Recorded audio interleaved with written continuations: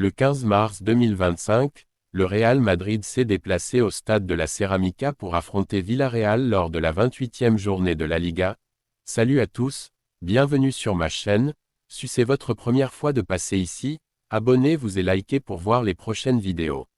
Avant ce match, le Real Madrid partageait la tête du championnat avec le FC Barcelone, tous deux comptant 57 points, bien que Barcelone disposait d'un avantage en raison des résultats en confrontation directe. Villarreal, quant à lui, occupait la 5e place avec 48 points, à 5 unités de l'Athletic Bilbao, 4e, synonyme de qualification pour la Ligue des Champions.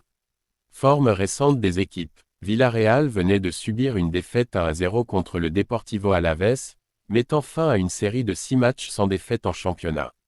De son côté, le Real Madrid sortait d'un match éprouvant en Ligue des Champions contre l'Atlético Madrid, remporté au tir au but.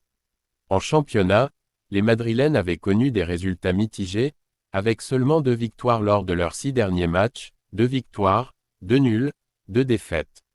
Composition des équipes. Villarreal, gardien, Diego Conde, défenseur, Juan Foyth, Logan Costa, Sergi Cardona, Willy Cambuala. Milieu, Santi Comesaña, Pape Gueye, Alex Baena. Attaquant, Ayoce Pérez, Nicolas Pepe, Tajon Buchanan. Real Madrid, gardien, Thibaut Courtois, défenseur, Lucas Vázquez, Raúl Asensio, Fran Garcia. Milieu, Federico Valverde, Eduardo Camavinga, Aurélien Tchouaméni, Jude Bellingham. Attaquant, Brahim Diaz, Kylian Mbappé, Rodrigo. Il est à noter que Carlo Ancelotti avait laissé Vinicius Junior sur le banc, probablement en raison de la fatigue accumulée lors du match précédent contre l'Atlético Madrid. Déroulement du match. Le match a débuté sur les chapeaux de roue, avec une ouverture du score précoce de Villarreal. Dès la 7e minute, sur un corner, le ballon a rebondi jusqu'à Juan Foyth, qui a conclu de près pour donner l'avantage aux locaux. Cependant, le Real Madrid a rapidement réagi. À la 17e minute, Brahim Diaz a tenté un lob, repoussé par le gardien Diego Conde, mais Kylian Mbappé était à l'affût pour égaliser. 6 minutes plus tard, Mbappé a inscrit son deuxième but, portant son total à 20 réalisations en championnat cette saison, à une unité de Robert Lewandowski. Après avoir pris l'avantage, le Real Madrid a adopté une approche plus défensive, absorbant la pression de Villarreal. Thibaut Courtois s'est illustré en réalisant plusieurs arrêts décisifs, notamment face à Nicolas Pepe. En seconde période, Villarreal a intensifié ses efforts pour revenir au score.